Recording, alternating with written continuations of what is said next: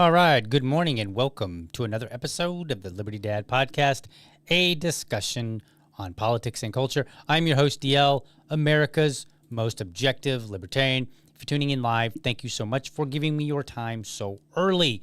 Remember, folks, this show does not run on freedom fumes alone.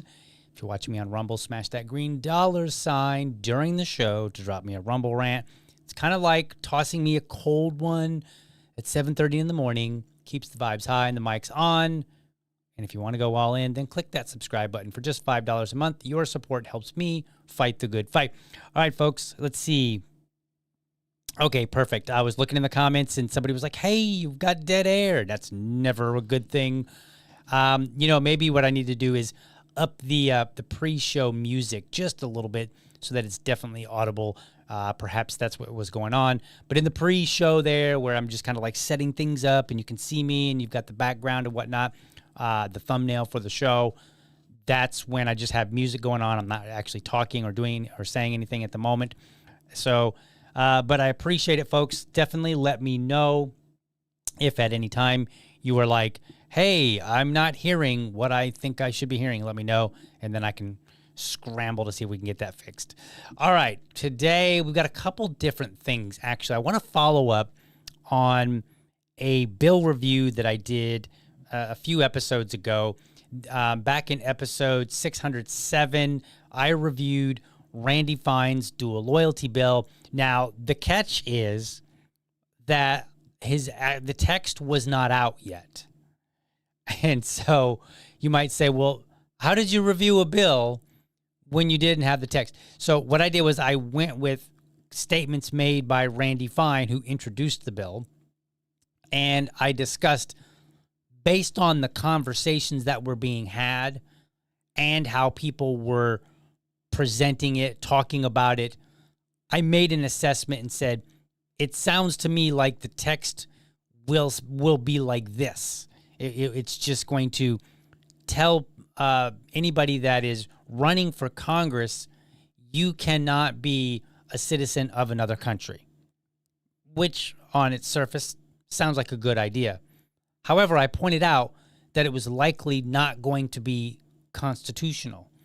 And that's a big thing for me. And I've said this before, even though I'm a libertarian and I tend to have maybe stronger limitations on government than even the Constitution has, we've deviated from the Constitution as it was written.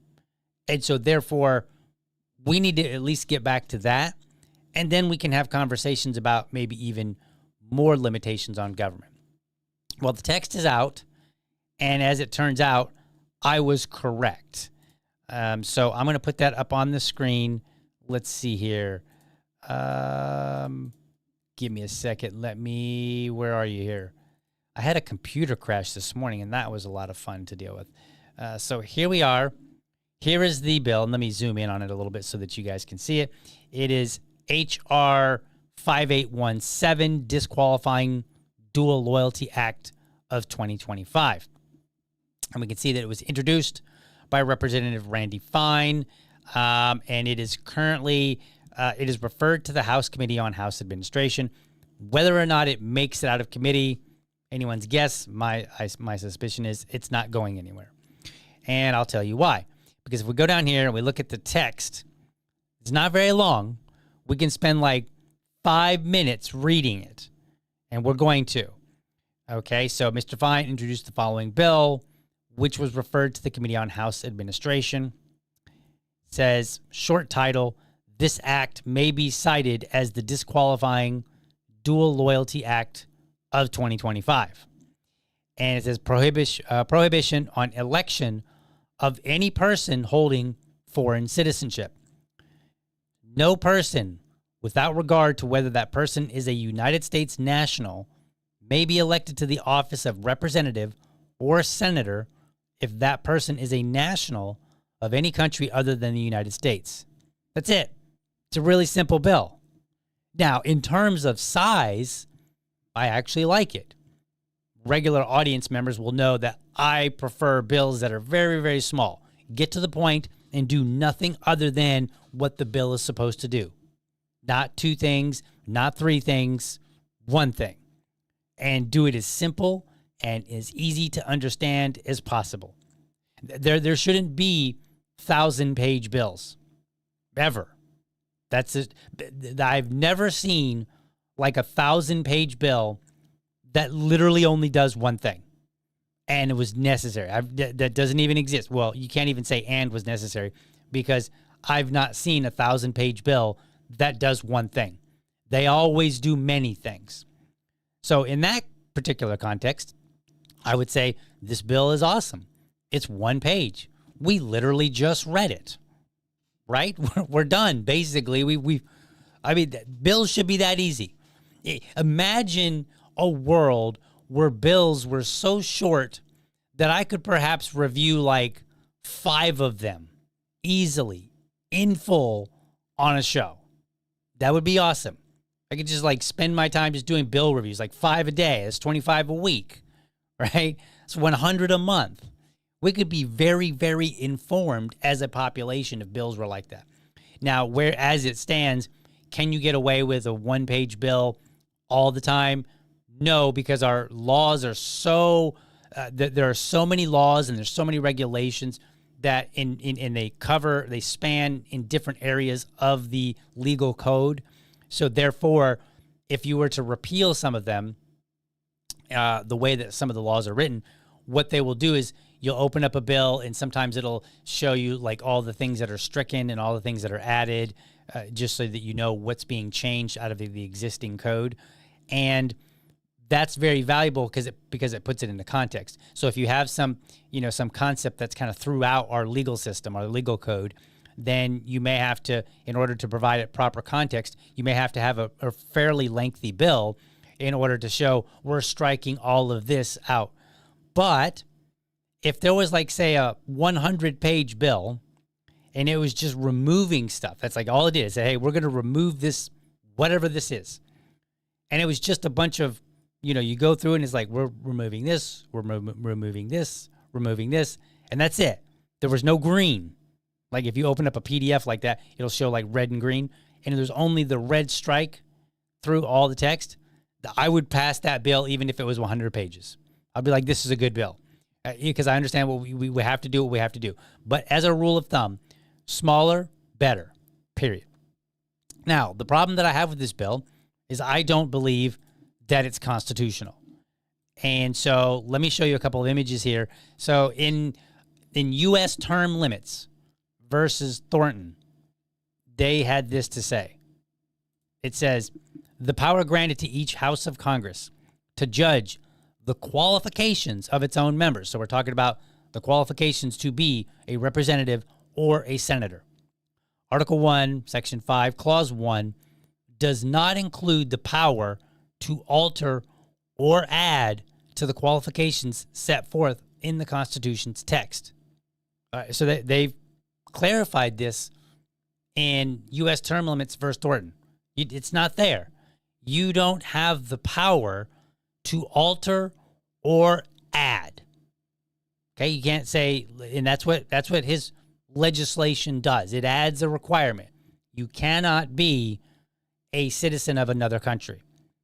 It goes on and it says, Powell versus McCormick, after examining Powell's analysis of the qualification clauses, history, and text, this is that's something that we know is constructionism. You go back and you say, all right, what is the history? What does the text say? What does it? How is it understood at the time that it was written? You go back and you look at those kind of things.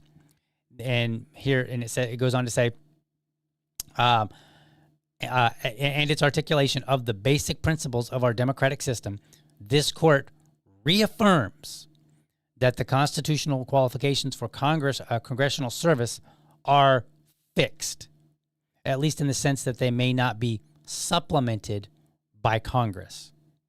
Okay, now this one reaffirms it. So then we go and we say, okay, well, they referenced Powell versus McCormick, so what does it say there? We go here and it says, further analysis of the textual commitment. We should always be committed to the text, not our will and desire, the text. The Constitution as far as a governing document goes, is a beautiful document. And I know some people, some of my libertarian peers, they will say, yeah, but it's failed to do all these things. No, the Constitution hasn't failed to do anything because that was never its purpose. I'm going to make all the Lysander Spooner fans really angry right now. No, the Constitution didn't fail anything because the Constitution itself was not supposed to be the entity, if you will, that prevents tyranny. The people were. We were supposed to read the Constitution and say, you can do this or you cannot do this. Or if Congress or any governing body wants to do something, here is the path under which we can do this. And we, the people, are supposed to enforce that vigorously.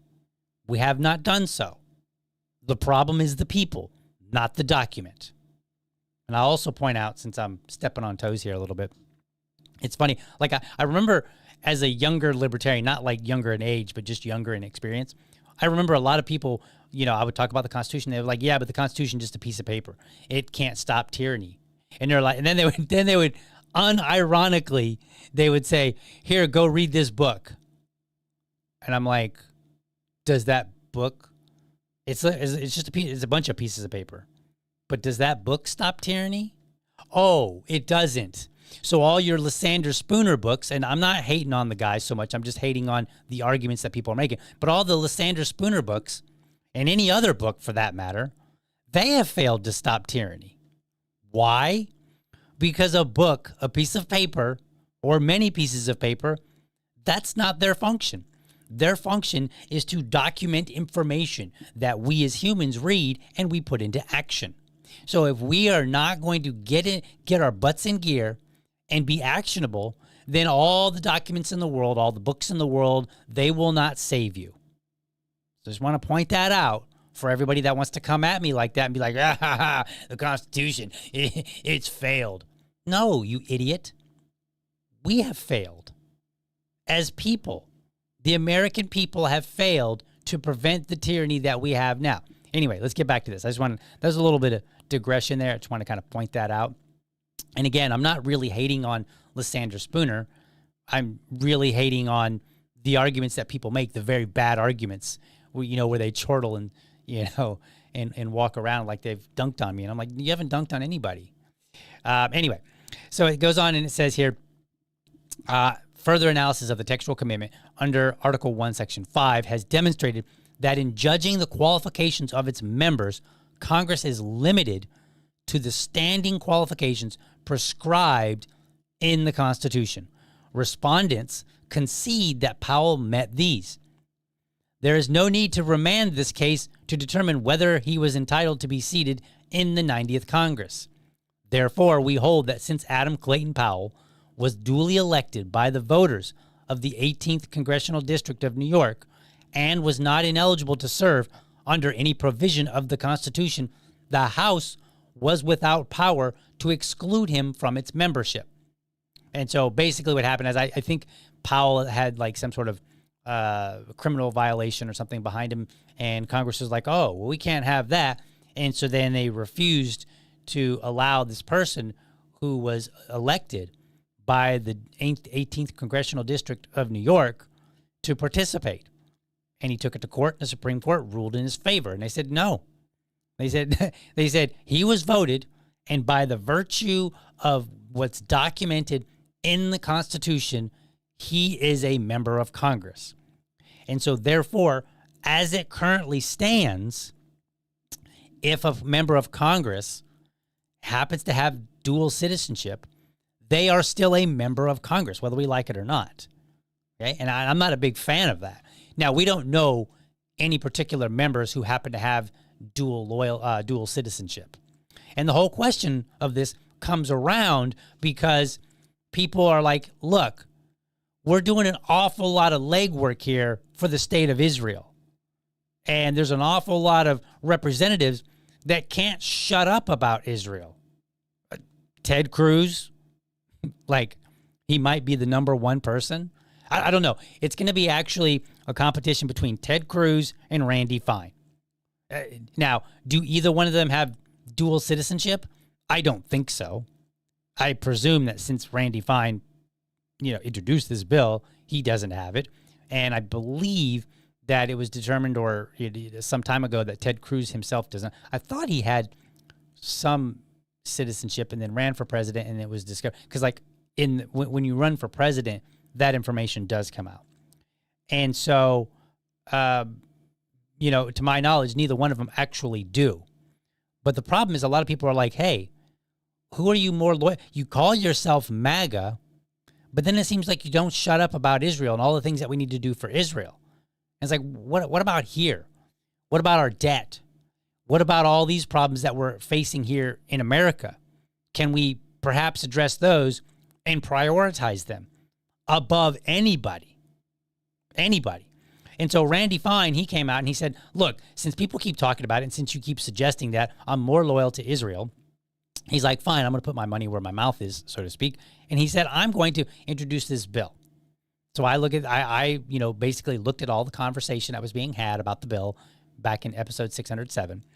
And I said, I don't think this is going to be constitutional, because unless his bill is literally a constitutional amendment to amend the Constitution to add this requirement, then there is no power to be had. And I also suggested in that episode that people should go and look up Thomas Massey's Dual Loyalty Disclosure Act, which is entirely different. That act, what that does is just says, as part of your FEC requirements, when you're running your campaign requirements, you have to disclose whether or not you are a citizen of another country. That's it. And the underlying context there is that Thomas Massey just said, we will disclose the information and the American people can do what they choose. They can decide.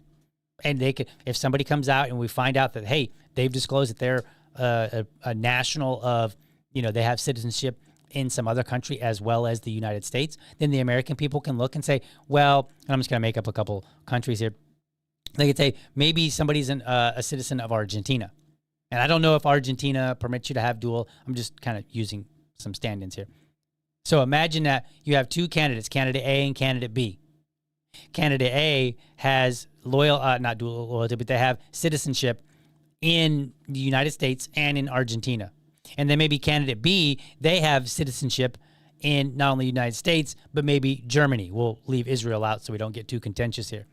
Okay? And so Thomas Massey's act, his bill, would just update the requirements elsewhere that says you have to disclose this information. That's totally constitutional. And guess what the American public can do? They can look at it and they can say, maybe we're beefing with Germany right now. Right? Or whatever. And so people might look and say, well, we don't want to vote for the guy who's got citizenship in Germany, but we're cool with the one in Argentina, or vice versa, or any other variation thereof. Right? And the American people can decide. And they can decide. They don't have to decide consistently. They can just decide based on, hey, this country, we think it's more problematic than this country. And that's completely acceptable. And I actually prefer that bill. I'm not a big fan of banning things. I'm not a fan of having dual citizenship, but his bill satisfies that, hey, maybe the American public ought to have that decision. Now, in some sense, you could argue and say, well, the American public would have that if it became a constitutional amendment, because then we'd have to have a much larger conversation about that. But again, think of it this way. That would be for the here and now. So what about in 25 years when you have a new crop of voters? They may have a different feeling about it.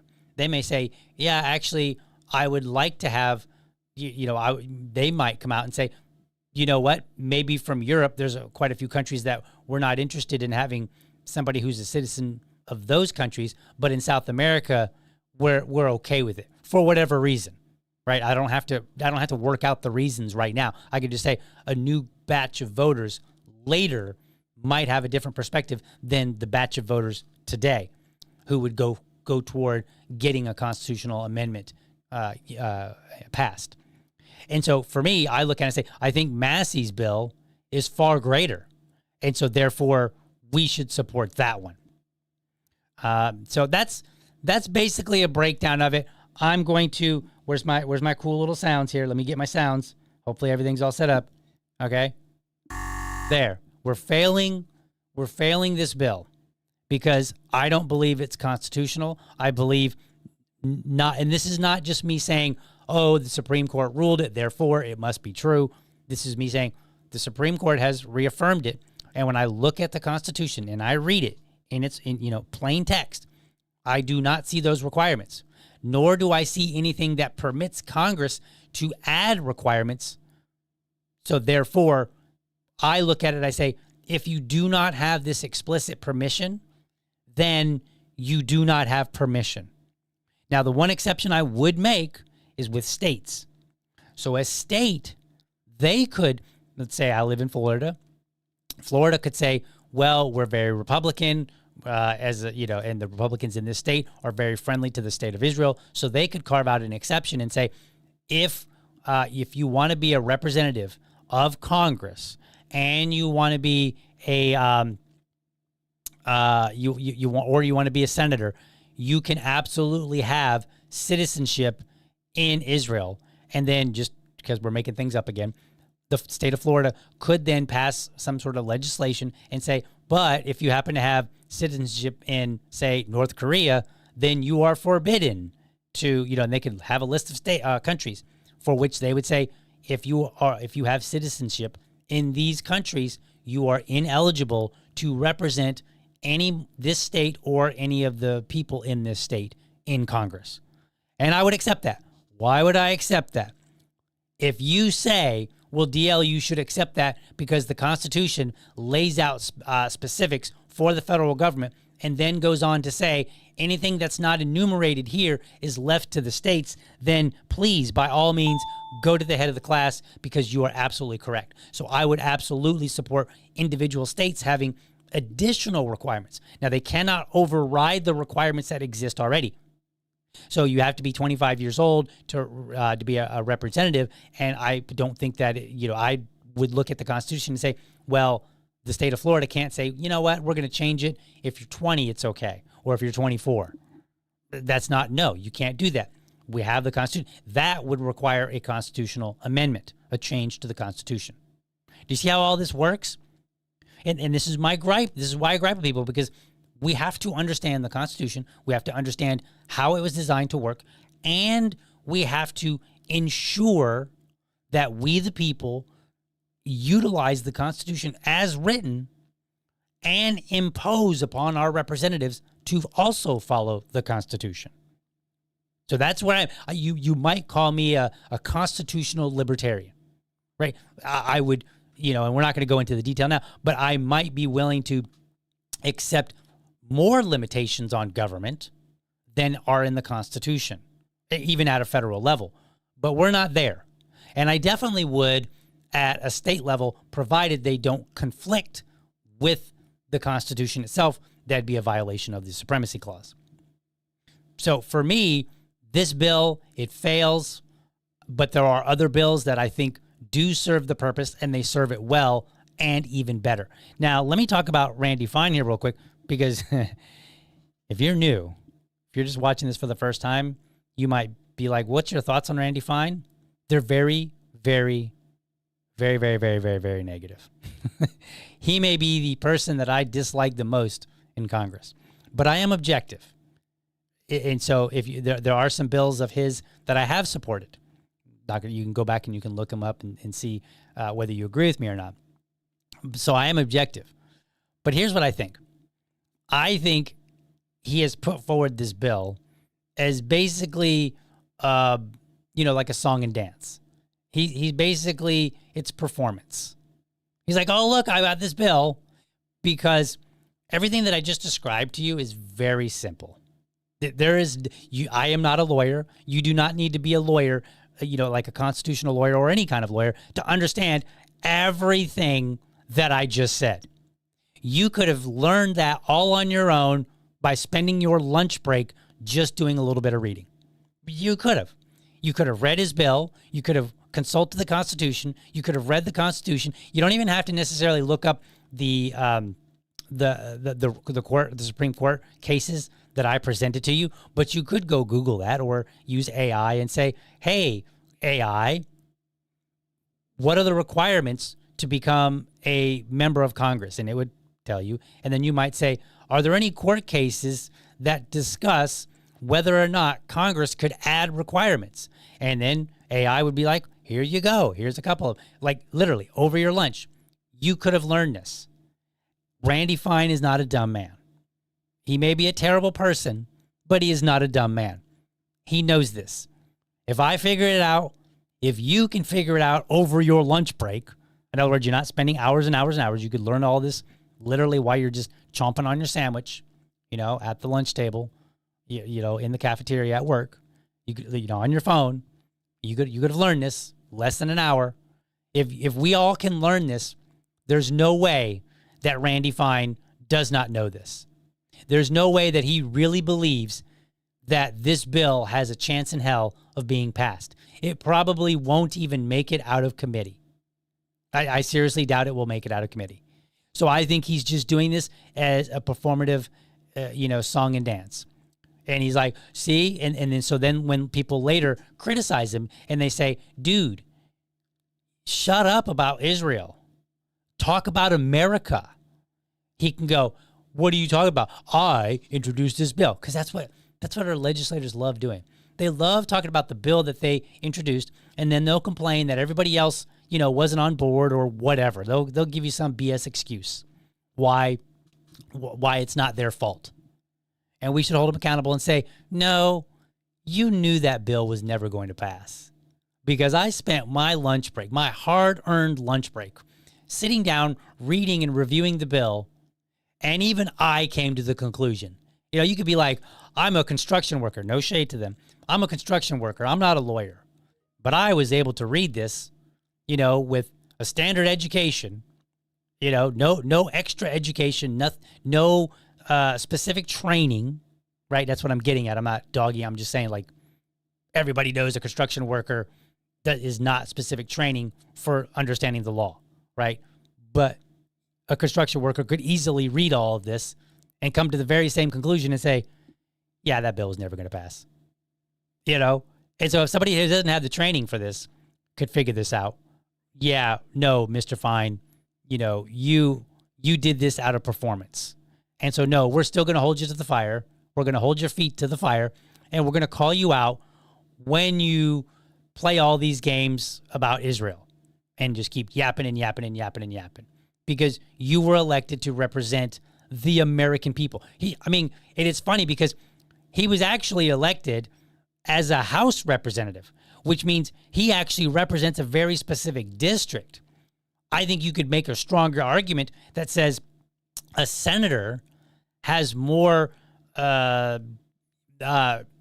it's more legitimate for a senator to go and say, you know what, perhaps we need this kind of a bill to deal with, this situation here. But I also understand, that Randy Fine, he's trying to address critics, but I think he's just doing it performance. So keep holding him accountable, folks, because it worked. It got him into action.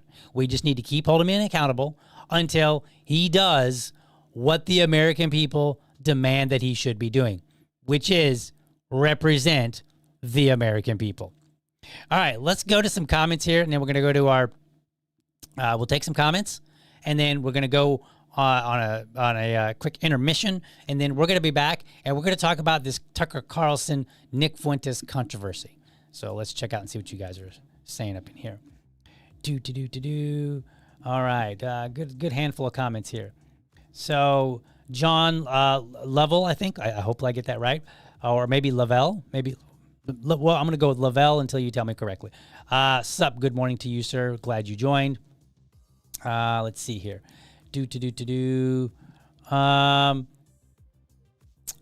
What is a DL? I am a judge and a king. No, seriously, I'm not joking. It's my initials for my first and middle name, which are Daniel, which if you go back to the definition of Daniel, it means judge. And then the L stands for Leroy, which is French, technically. Leroy would be the French version of it. But Leroy comes from Leroy, which is French for the king. So I am literally a king and a judge. This is why I have to do the show. I have to live up to my name. And I have to judge people. And I have to do it in a very kingly fashion. Then I have to, when I'm done with this show, I have to strut around the house as if I'm the king. You can ask my wife. She'll tell you. I do.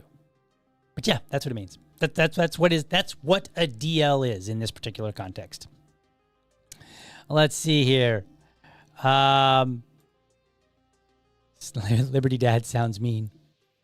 Sometimes I'm mean. Let me tell you a funny. I got time for this funny story. So one of our friends was over at the house a while back, and I'm sorry, not our friends, but our friends' children were over at our house. Their daughter and their son, and their daughter was she 11? I think she might be 11 or something. And she was doing her homework, and she asked for some help, and I was like, "Oh, cool, yeah, I can sit down and help you." So I sat down and I helped her out, and I was like, "All right."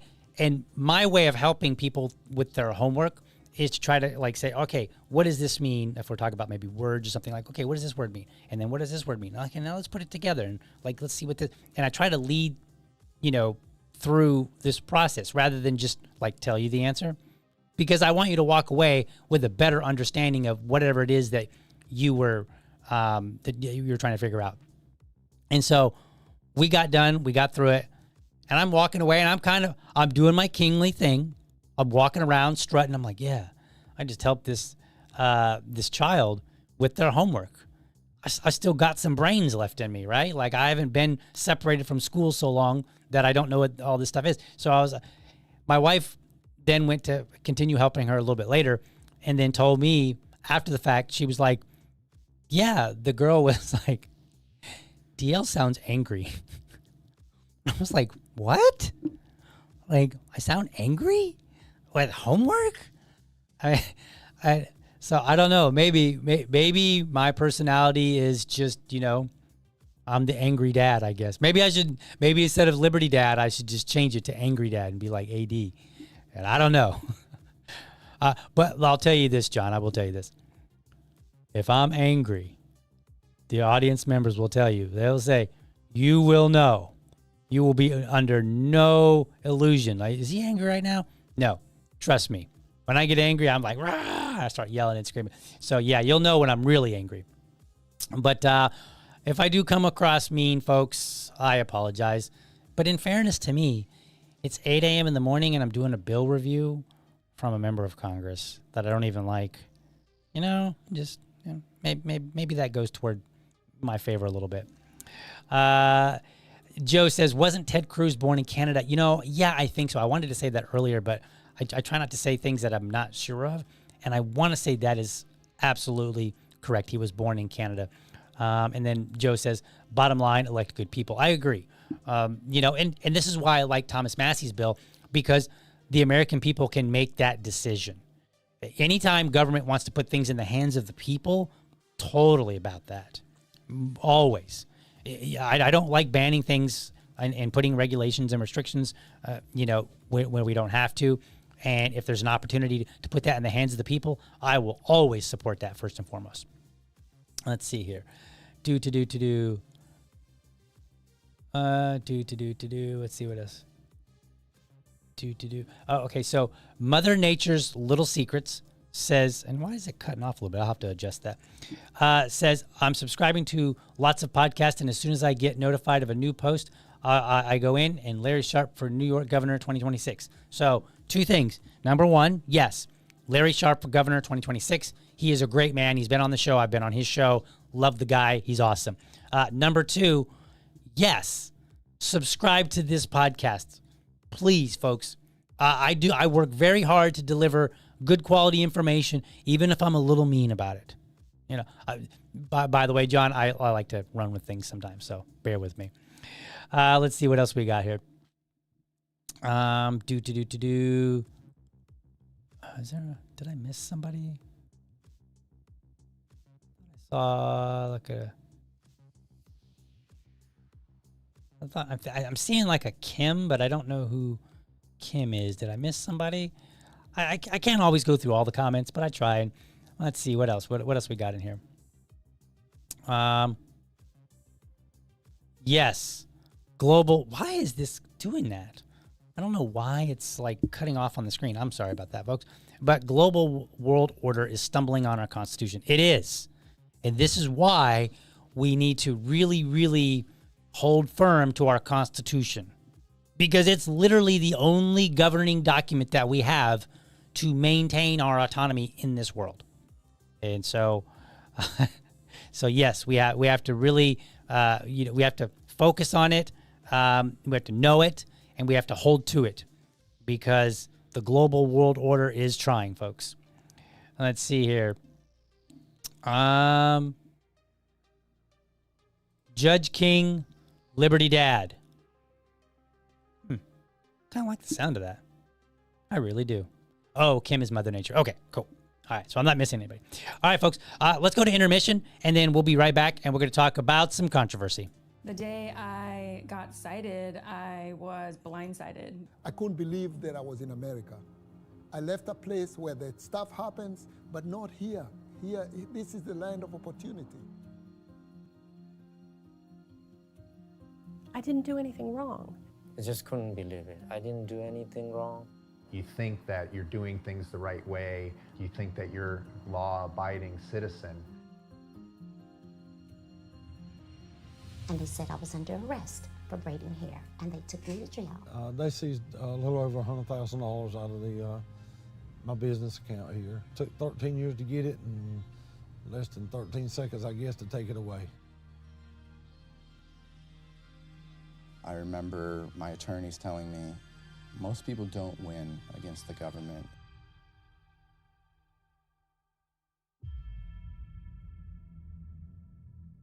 Because I know now that we have more than just a chance. I know that we're going to keep our homes. If we win here at the U.S. Supreme Court, it makes a difference for my girls and for so many other families. I'm fighting back because I don't want to have a lot of other people have to go through the same thing I'm going through with their property getting seized. We changed the law so that everybody else can be treated fairly. I want the opportunity to operate my legal business, To practice my craft. To meet the needs of my community in an innovative way.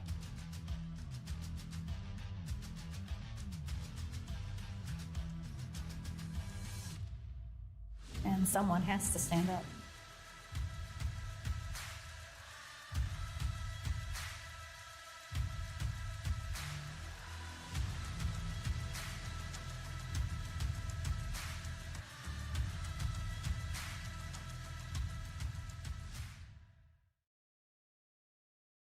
All right, we're back. Let's talk a little controversy here with Tucker Carlson. So Tucker Carlson had on his podcast Nick Fuentes. Now, if you don't know who Nick Fuentes is, I mean, that's fine. He's a young guy. I don't know how old he is, maybe 25. Yeah, he's under 30, I'm pretty sure. And he's got a lot of terrible ideas. And I've reviewed some of his stuff on this show. Some things I can understand, some things I might agree with, and some things I disagree with. Just kind of the normal. But he has a huge, massive following. Like that show that I did, I had people literally in the comments later. They came back and they were like, I'm only here watching for Nick. Like, okay. I wasn't really sure what to do with that, but okay. And depending on who you talk to, he's a young guy that's trying to figure out his way in the world and has some bad ideas, to, hey, he's a terrible white supremacist and needs to go be shoved in a corner somewhere, never to be seen again. So he was on, because he has a massive following, he gets attention. That's how it works, right? That's how Podcastistan works. I've talked about Podcastistan, and I think the powers that be, the people that are used to traditional media, they don't understand how Podcastistan works. Us podcasters are kind of a fiery bunch. We do our own thing, and we thumb our nose at everybody else, and we go, I'll do what I want. It's my podcast. It's kind of how we work. And we're not beholden to some big, huge corporation necessarily. So Tucker had him on. They had a conversation. And Tucker didn't do what a lot of people always insist that you should do when you have somebody controversial on like that, which is just basically browbeat them into submission. That's ultimately what people want. And this was kind of a thing that we saw from the left and in mainstream media. They would only bring you on if they want to try to dunk on you and make you look like an idiot. They don't want to bring you on and have a conversation and say, okay, we have some serious disagreements with you, but let's sit down and have a conversation. Here in Podcastistan, we do things a little differently. We will have people on the show, and perhaps we engage in rigorous debate with them. Perhaps we agree with them. Perhaps we just have a nice conversation. You never know. It depends on the vibe and the person. So, for instance, and I don't know if I would call this a podcast, but I kind of think of it as one. If you think of the Piers Morgan show, what's it called? Trying to think of the name of it. I can't think of the name of it at the moment. But Piers Morgan has his show, and he'll bring people on, and they regularly get into shouting matches. They yell at each other, and they insult each other, and they call each other names, and they'll have some actual real dialogue along the way, you know, but that's kind of known as just yelling at each other. Okay, that's one way to do it. Then you have people like, say, Andrew Wilson, another person with a pretty large following. He does what they call blood sport debate. And so he tends to do one of two things. He either goes on the shows like Whatever Podcast, which seems to always have a bunch of like 20-year-old OnlyFans girls on there. So he'll go on there and just kind of like dunk on them and make fun of them. It's kind of like the Ben Shapiro version. You know, Ben Shapiro was known for going to college campuses and just like some little, some 20-year-old that hasn't really learned their way in the world so much will come up and they'll say something. He would just dunk on them and we'd all be like, yeah, like back in the day. And so Andrew Wilson will sometimes do a form of that when he goes to the Whatever Podcast. And with all these 20-something, I think I don't know if they're all OnlyFans girls, but if you've ever seen an episode of it, they look like they are probably OnlyFans girls because they're like wearing skimpy clothes and they talk a lot about like sexual related matters and whatnot. And so he will go on those shows and kind of like dunk on them like he was Ben Shapiro going to a college campus. Or he'll have debates where he just really like backs people in the corner. Like imagine a boxing match. He backs them into a corner and just body shot after body shot, right? Like that's his thing. And it's brutal and it's rough, okay? That's another way to do it in the podcast world. Then you have people like, let's say my friend Dave Smith. He's had a lot of people on his show, and he doesn't really do the whole hardcore pushback necessarily. He'll have conversations with people, and he'll have conversations with people that are considered no people. They're like, you're not supposed to talk to these people. And he's actually talked to Nick Fuentes 4 or 5 years ago, back before he really started making the rounds nationally.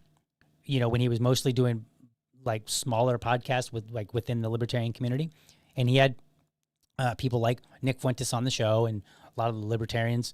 Many of them were squawking about it, and they're like, oh, and they would say the same things we're hearing now. You didn't ask him these tough questions. And at the time, I would argue, and I would say, well, it's his show. He can have a conversation however he wants. Yeah, but he wasted his time because he didn't. Okay, well, why don't you have a show and you bring people on and you ask him those tough questions that you want? So I've always been this way. So that's another way you could do things. Then you can have, for instance, and I won't show you any clips of it, but I'll tell you about it. You could have people like Dana Lash, who had on Robert, what's his name? Give me a second. I'm trying to think of his name. He is the president of Heritage Foundation. Let's see here. Give me a second. I will get his name. No. Give me. I'm trying to. Give me a second. I hate when I always have almost everything ready, but there's always that one thing that you leave out. Kevin Roberts, that's his name. I knew I was close. So his name is Kevin Roberts. So Dana Lash had Kevin Roberts on her show. He is the president of the Heritage Foundation, and he came out with a statement, which we're going to watch here in just a moment, where he was supporting the fact that Tucker had on Nick Fuentes and didn't give him a lot of pushback. And in some cases, now I haven't seen that episode yet. Okay, so hopefully you see what I'm kind of like painting, the picture that I'm painting here. You have Podcastistan, and in Podcastistan, you have various ways of approaching podcast. And it's all speech. And it's all the way people want to do things. You could be a vigorous debater. You could just have friendly conversations. You could be more monologue, doing things on your own like I do. I don't generally have that many guests on. It's just all over the place. We all do our own thing differently.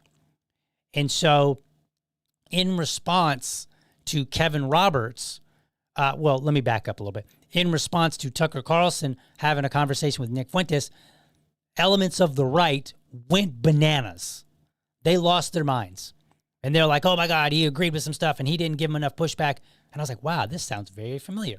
This sounds like what I used to hear from the libertarian community. This sounds what I used to hear from the left, where they can't imagine the idea of sitting down with somebody who maybe has execrable ideas and just having a conversation with them. And agreeing where you do, disagreeing where you don't. With maybe the primary focus of, let's see if we can't find some common ground. Now, I've always been a supporter of that particular format in specific. Now, I support all the formats.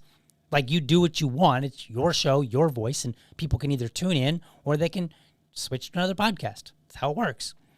And so I've always been in favor of that because I've talked about this in the past. There was a filmmaker named Dia Khan. She did a film in 2017, a documentary called Meeting the Enemy, White Right? No. White Right, Meeting the Enemy, I think is what it was titled. But basically, she went down to Charlottesville and she met with self-avowed white supremacists. So this is not the people that that someone else claims is a white supremacist. These are the people who themselves identify as a white supremacist. And she started having conversations with them. And if you don't know who Dia Khan is, she is a British woman who happens to be a Muslim. And I think she's Pakistani by ethnicity, but I could be wrong. But we'll simplify it. We'll just say she's a brown person. Okay? So this brown person who is a Muslim and British came over to the U.S. and interviewed actual white supremacists. And in the process, one of them that she focused in on was a guy here from Jacksonville.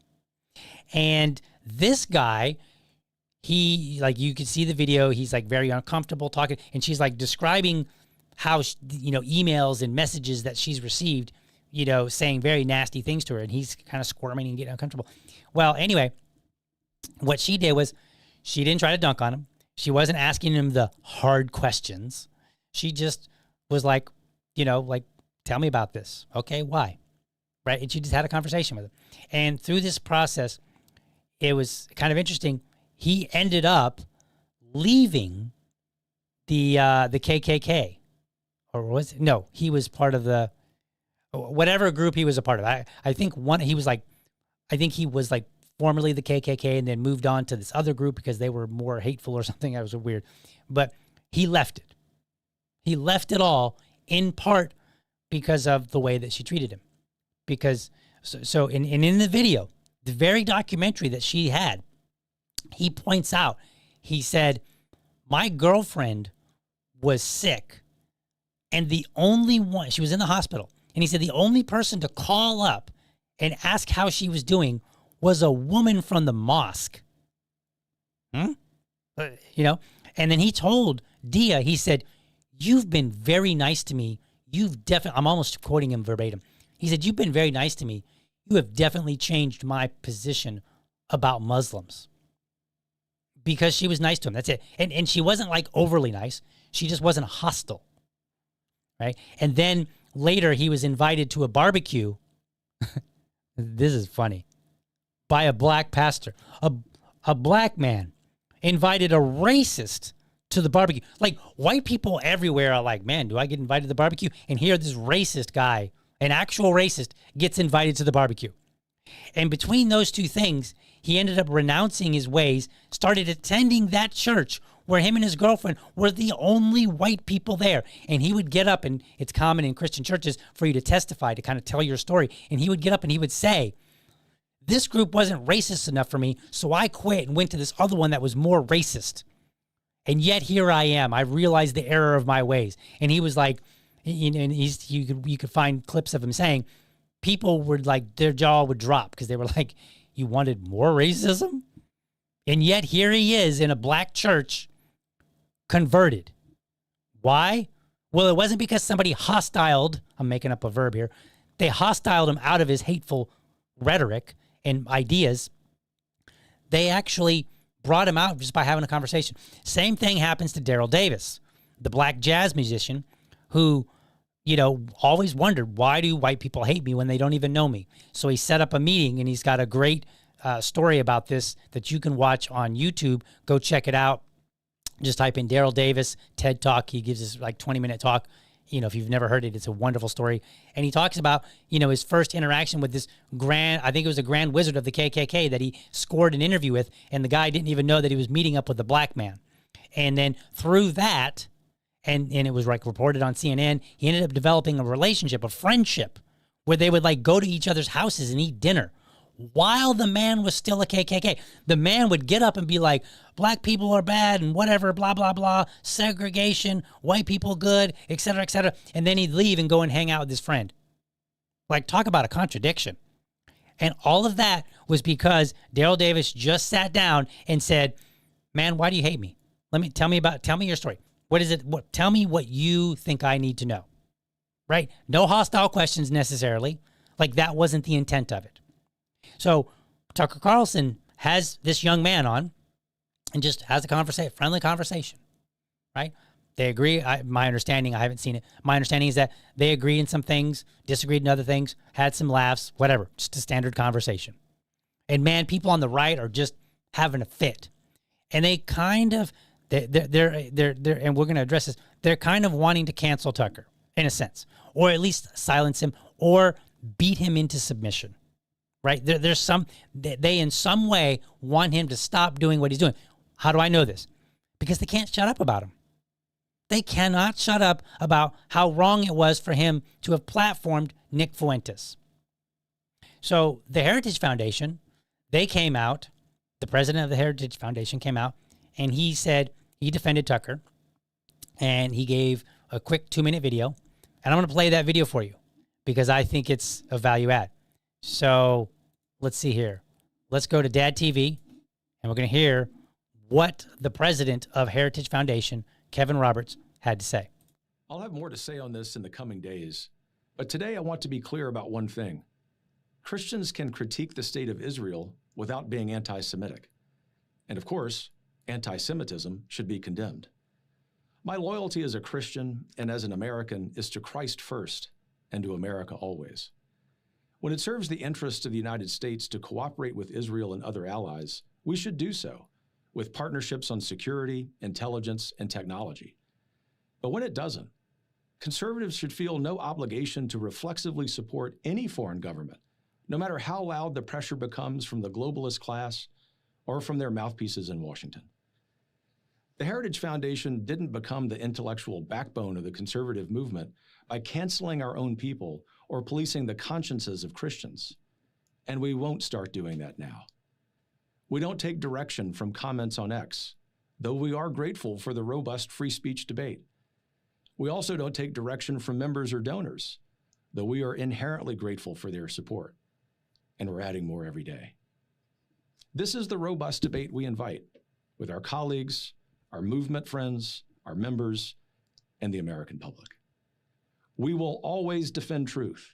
We will always defend America, and we will always defend our friends against the slander of bad actors who serve someone else's agenda.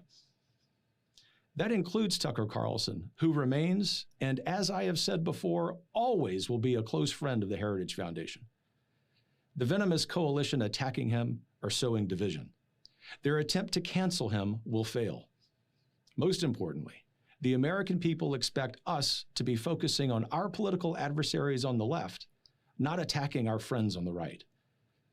I disagree with, and even abhor, things that Nick Fuentes says. But canceling him is not the answer either. When we disagree with a person's thoughts and opinions, we challenge those ideas in debate. And we have seen success in this approach as we continue to dismantle the vile ideas of the left. As my friend Vice President Vance said last night, what I am not okay with is any country coming before the interest of American citizens, and it is important for all of us, assuming we are American citizens, to put the interest of our own country first. That's where our allegiance lies, and that's where it will stay. All right. I think he said exactly what needed to be said. Yes, we have some disagreements with Nick Fuentes. I do. I disagree. You can go back and you can see where I've criticized some of the things that he said. Other things I've said, well, I think he's got a point here, even if it's, even if the way that he's presented it in the context is, needs some revision. Like there's a nugget of truth that, in some of the things that he says. It's not like he's just saying everything that is completely garbage.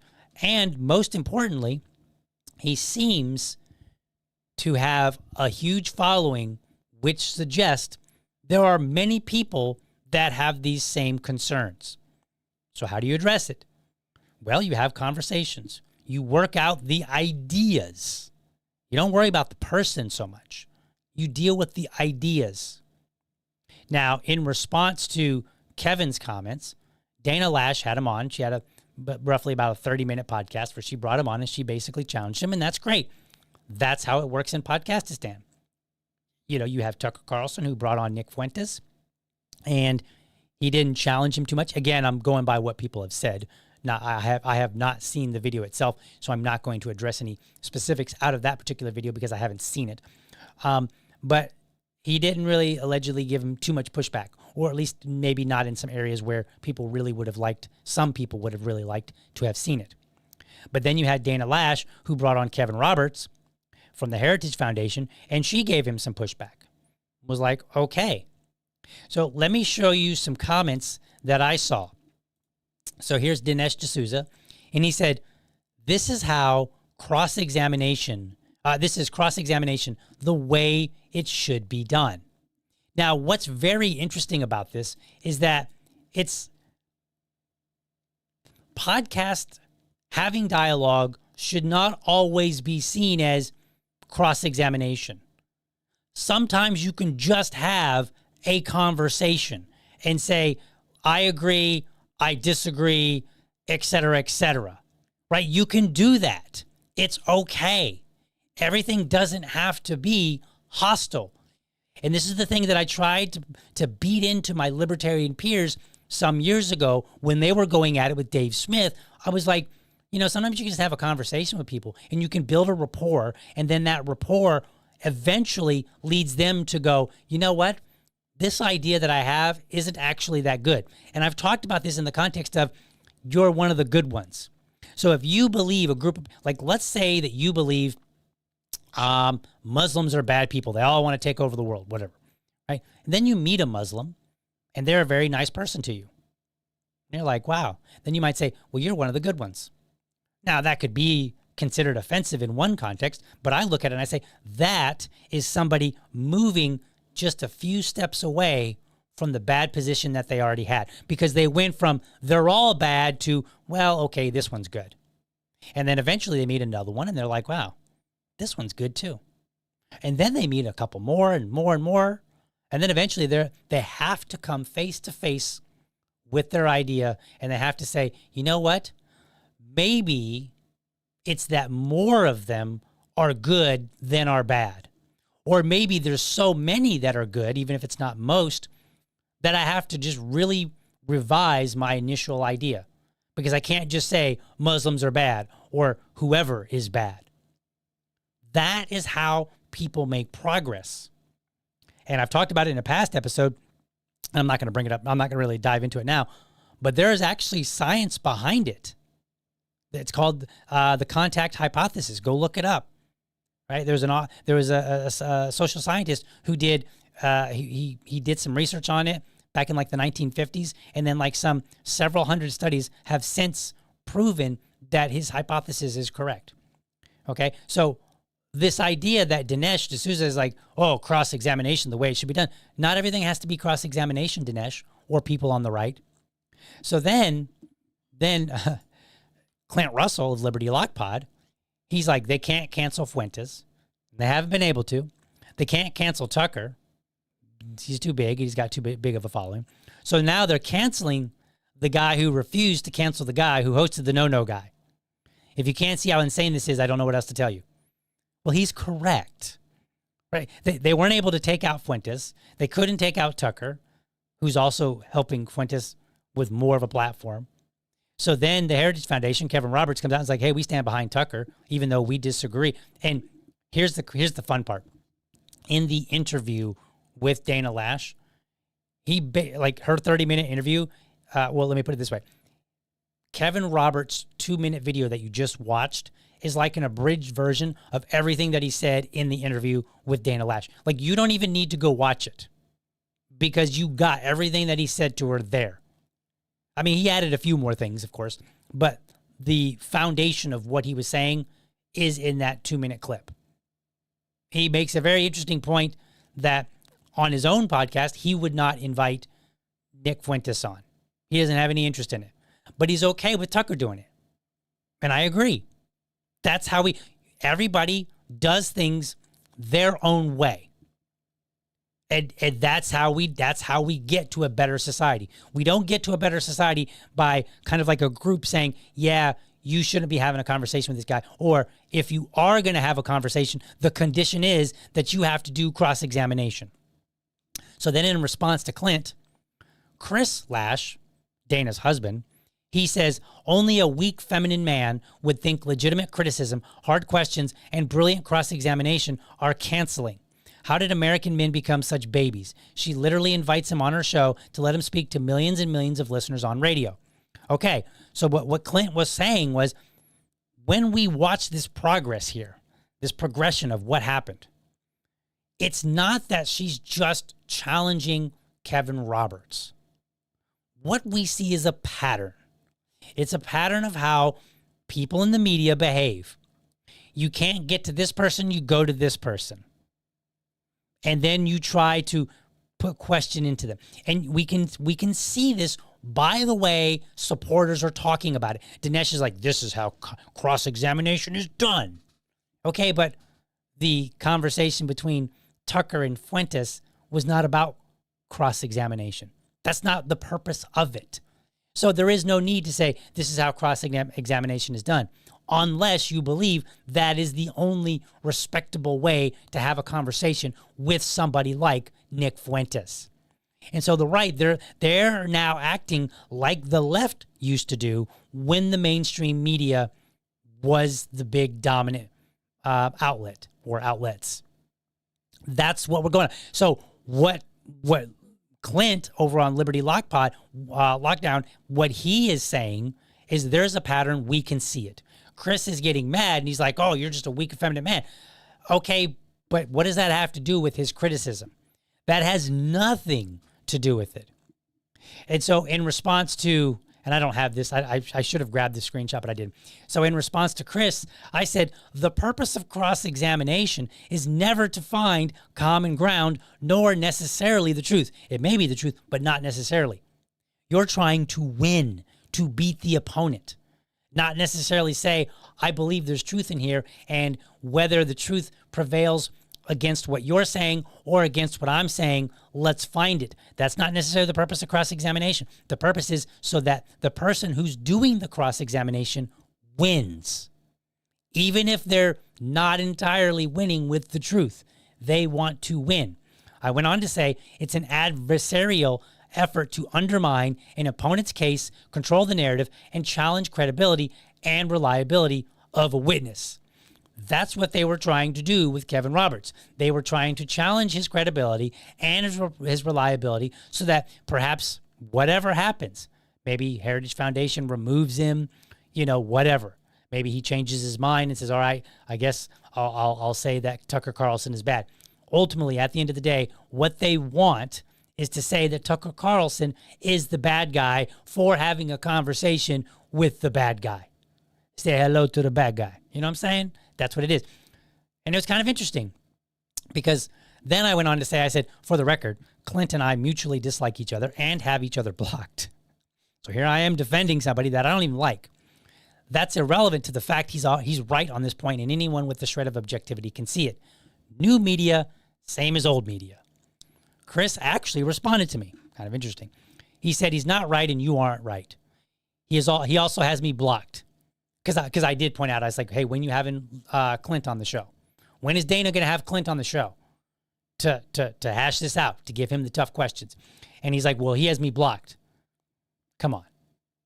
Dana Lash has like some 5 million followers. If she put the word out and said, I would like to have Clint Russell on the show, and let's say that she's blocked Clint and he's blocked her, word's going to get to him. She has way too massive of a following. And Chris has, by virtue of, his own following and his connectedness to his wife, he also has a following. I'm sorry, he also has way too much ability to get past the block. If they put out the word and said, I want to have a conversation with Clint, that word's going to get back to him. So stop giving me this cop-out, Chris. That's nonsense. He goes, follow-up questions and cross-examination are expressly for drilling down to the truth. No, incorrect. You are trying to win. You might be trying to get to the truth, but you also may just be trying to win. How many court cases have cross-examination allowed the person doing the cross-examination to win, and then we find out later some new evidence cropped up and said, yeah, turns out that wasn't true. So no, it is not explicitly 100% about the truth. That can be an element of it, but that's not its entire function. Part of the function is you are trying to win. So then he goes on and he says, Dana gave him every opportunity to get out of the hole, but he chose to keep digging. Do you hear the language that's happening here with Chris? And I'm sorry that I should have grabbed that, the rest of these receipts, as we might call them. Like they're coming to the table already saying, you're the bad guy. I just need to prove it by cross-examining you, and you'll just dig your hole unless you do what I want you to do, which is back down. That's what's happening.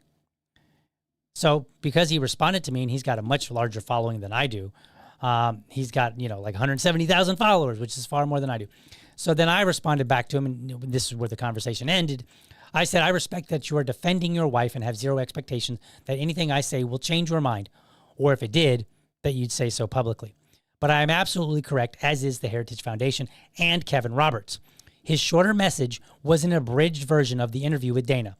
Different people can approach conversations differently, and it all works together. That is exactly the message that Kevin Roberts was sending out. That's it. Different people can have different conversations. Tucker's still our friend. I still support Tucker, and I don't care whether he does his podcast the way I think he should do his podcast. Well, actually, in fairness to me, I think he should do his podcast the way that he wants to do his podcast. That's how I think Tucker and anybody else should approach their podcast. I then went on to say, Tucker didn't give the desired pushback, but invited Nick on while Kevin wouldn't invite him on at all. Others can invite Nick on for the hostile interview if they so choose. The current problem on the right is they are doing what the left used to do. Try and dictate how the conversations of others ought to be had. No. And if they keep it up, they will lose the same as the left did. By the way, I do respect Dana having Kevin on, interviewing him as she felt appropriate. Like, I'm okay with how she conducted her interview. I don't have a problem with that. But there is a pattern here that we can start seeing.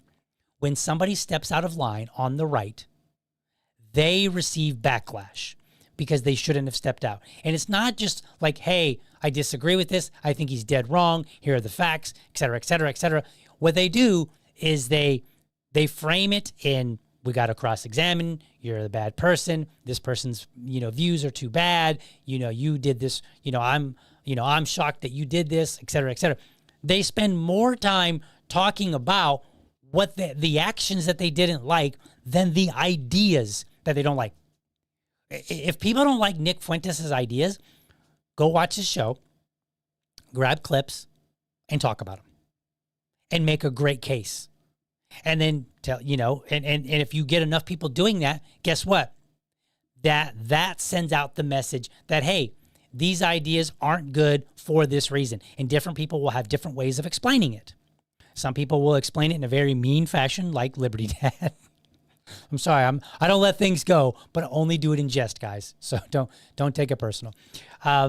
You know, and other people will be maybe even more angry. Some people will be, you know, nicer about it. They'll have a more diplomatic way of coming. Whatever. That is the best way to get the best results in the arena of ideas. I support Tucker. Period. Not because I like everything that he has to say. I disagree with damn near everyone at some point. And it doesn't matter who I might disagree with myself. I might look back at some of my old stuff and go, wow, who was that moron? You know, who gave him a microphone? But the point is, the way that the new right now is starting to approach things is they want to silence and beat you down into submission. And I oppose that. I prefer now, can they be harsh? Can they bring you on and like do the Andrew Wilson kind of thing where they back you into a corner and just body blow after body blow? Sure, I'm fine with that. If that's your thing, if that's how you want to do your show, fine. That's not my style. I don't like it. I don't think it's the best way to approach things. But if that's your style and you're upfront about it and you're honest, fine. Then do that. Now, I do want to play a video clip here. I got another clip. Let's go back to Dad TV here. And in this clip, this is Mark Levin. Is this the Mark Levin? Yeah, this is Mark Levin speaking at an event. Since they all want to talk about, hey, we're not trying to cancel somebody, I want you to just hear what he had to say. Hitler admirers, Stalin admirers, Jew haters, American haters, Churchill haters. You're damn right we're going to cancel them and deplatform them. Oh. It's called the market system. Oh. I mean, he's trying to couch it in like, we're just going to do it by the free market. But guess what? The free market, just like with food, doesn't need to be told we're going to cancel somebody. It just happens. If I open up a restaurant and I'm not a good restaurateur and I can't run the business, I don't deliver good food, I don't hire good staff or some mix thereof, if I don't do any of that, the market will shut me down. Nobody needs to get up and say, we're shutting that restaurant down because he doesn't know how to run it. It just gets shut down. How? People don't go to it because they go to a restaurant that delivers quality, good service, good food, has a good environment. That's what happens. So the free market doesn't need people to come out and announce, we're going to deplatform you, we're going to cancel you. You only need to announce that if you want to at least be honest, have a shred of honesty about your intentions, and then pretend, oh, well, it's just about the free market. But that's not how the free market works, buddy, and he knows this. They don't have a lifetime job like a bureaucrat who we're going to protect. And if they're your friend, there's something wrong with you. See that? If they're your friend, there's something wrong with you. We are 20 seconds in. Has he said anything about any of the ideas that he disagrees with? How bad they are, how we should go listen to so-and-so talk about them, anything like that? No. He is talking about people that he doesn't like. And this is what we're going to do to the people, not the ideas. No Hitler admirer, Holocaust denier, platformer should be anybody's friend, as a matter of fact. Oh, so he's deciding who gets to be my friend. No, he doesn't. I will have whatever friends that I so choose. And I don't give a damn what Mark Levin says. If I want to have a friend that has some, wild, stupid, retarded ideas about how, it wasn't really 6 million, it was only this many number or whatever, that is up to me to decide, not him. And I will be friends with whoever I want. The same as Daryl Davis will be friends with whoever he wants. And we saw the results of that.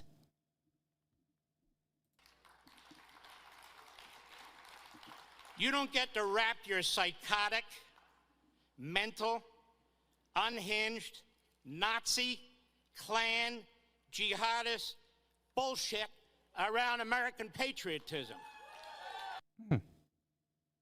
What's more America than deciding who you will associate with? Answer that one, Mark.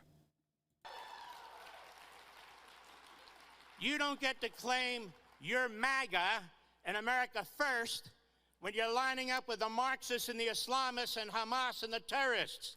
That's not America first. That's sick. Interesting.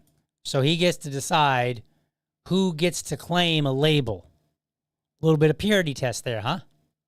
Rather than just talk about the ideas and say, hey, I believe that America first means this. Here's my argument, and here's why anybody that doesn't agree with this argument is incorrect. And then if somebody comes with a counter argument, then you can come and say, okay, I hear their point. Here's where they're wrong.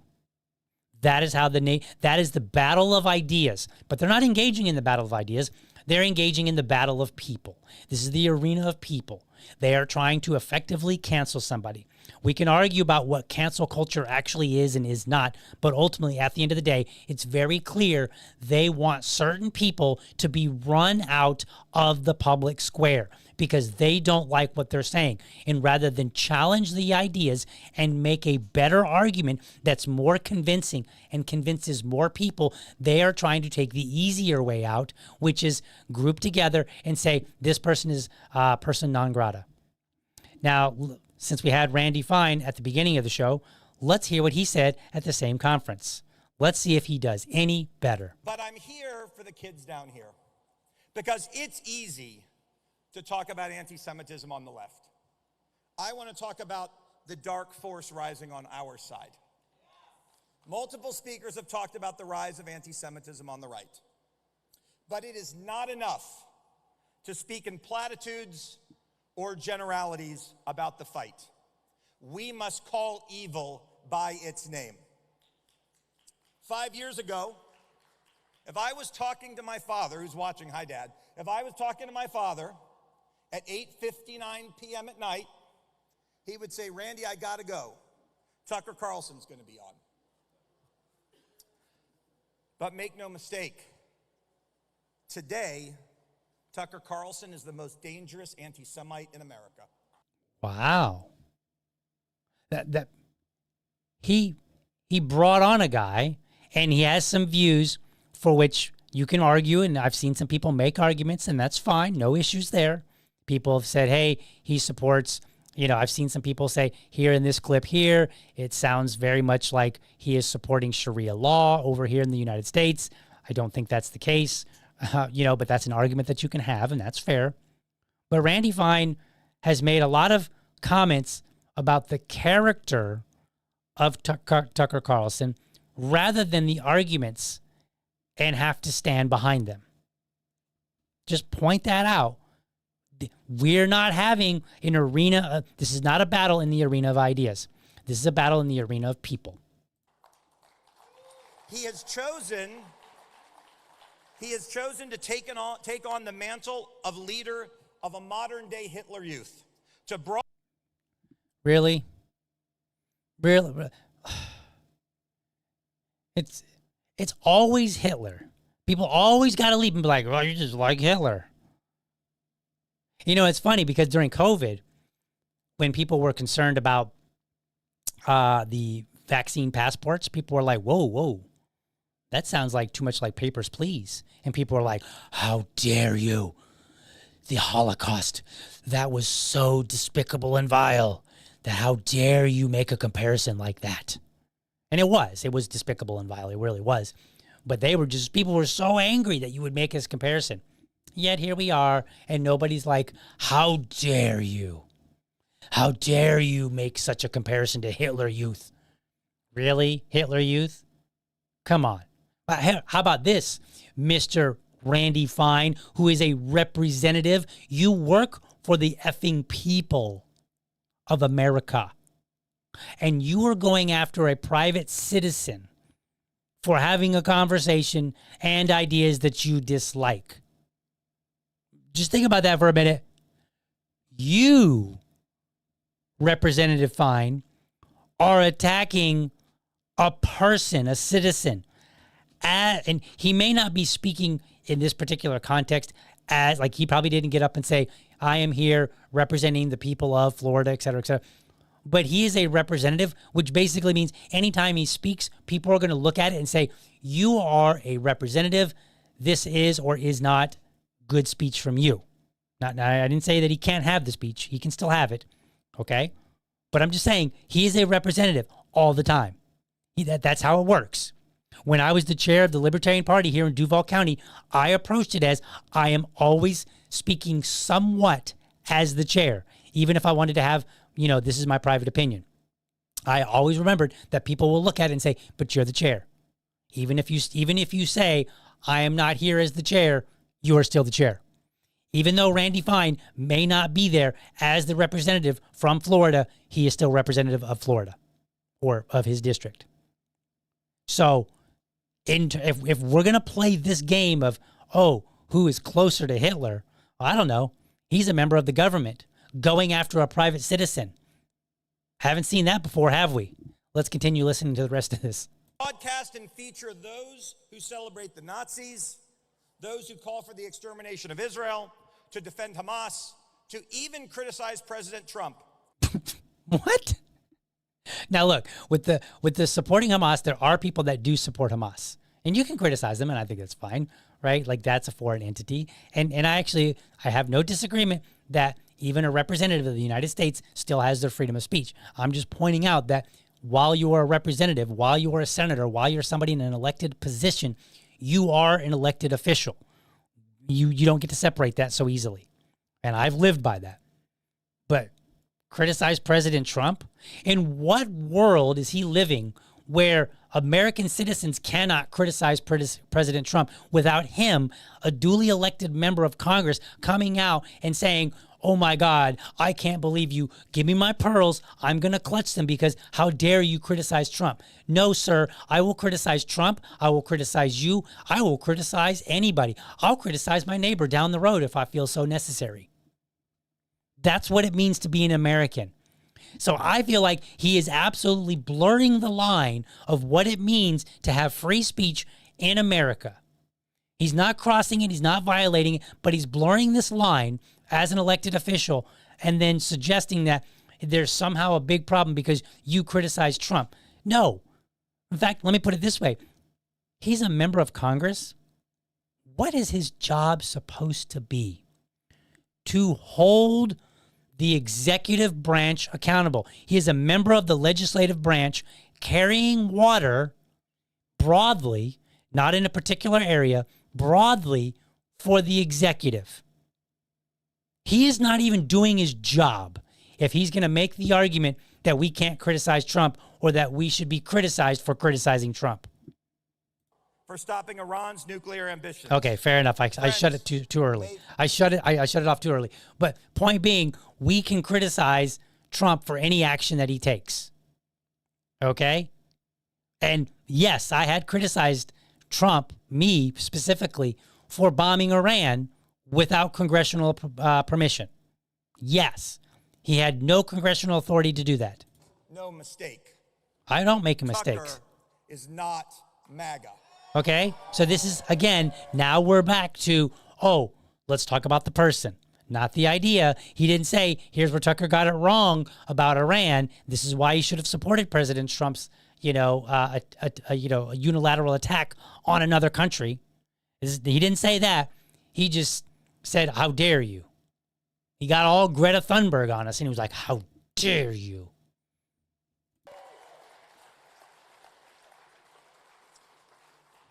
Tucker's fall from grace has been one of the most extraordinary implosions in political history. And the rapidity of it has created real challenges for us all. Because our friends don't have our shared experience. I even deal with this with my colleagues in the House. See, they remember the Tucker of 5 years ago. They don't live with anti-Semitism every day. They don't think about it the way that we do. And it's jarring for them to try to understand, how did this person become who he is today? But the challenge is he's inspired a movement of hate in our midst.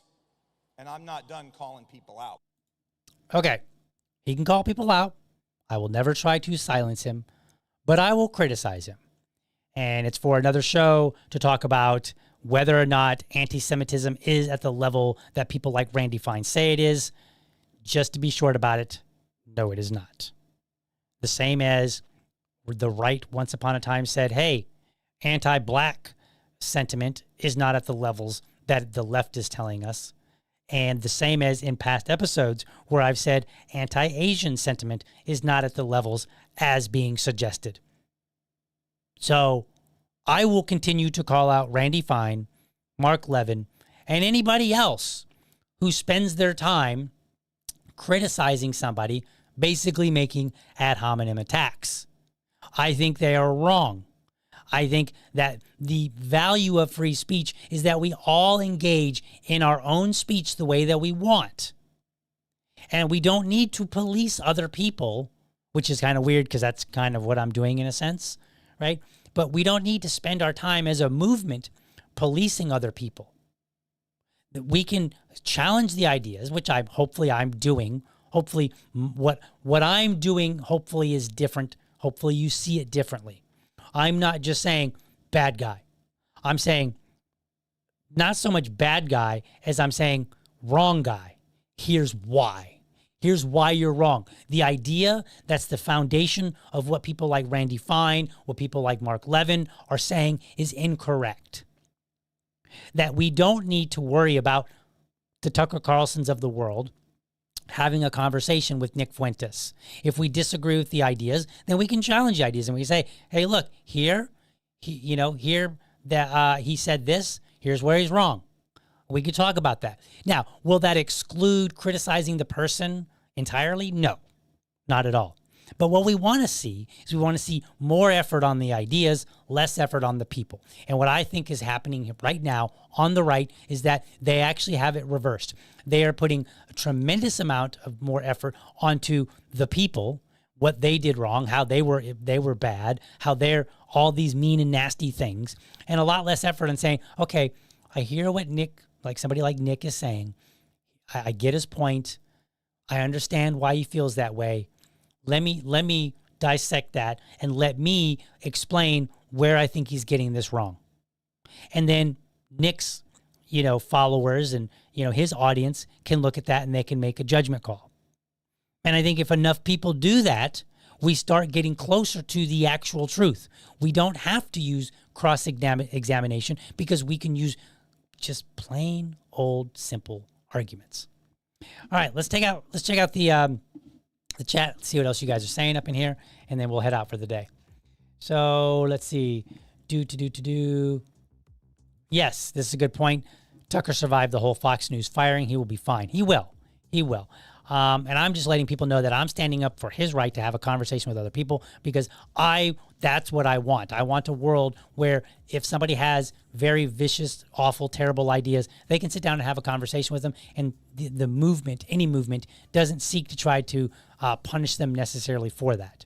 They can fight the ideas, but they don't need to punish people for simply having a conversation in a way that they didn't like. And it goes on and says, and if anything more, people will start following Tucker because of this. It's true. That's one of the reasons why Nick Fuentes is so popular. Nick Fuentes, they tried to cancel him, and then I was watching Dave Smith the other day on Piers Morgan, I think, and he pointed out that the moment that he got on, that Nick Fuentes got on Spotify, he had like millions and millions of listens or downloads.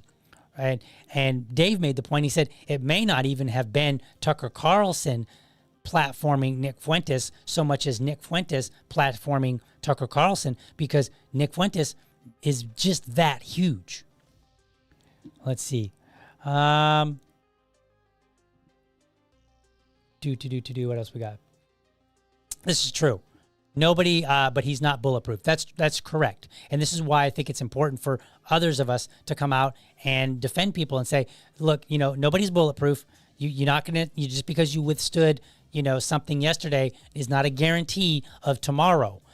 It may point in a good direction, right? But I think it's important for some of us to come out and say, no, you are absolutely incorrect. If you have a problem with Nick Fuentes, bring him on your show and you challenge him. You quit worrying about Tucker not challenging him the way that you wanted. You do it.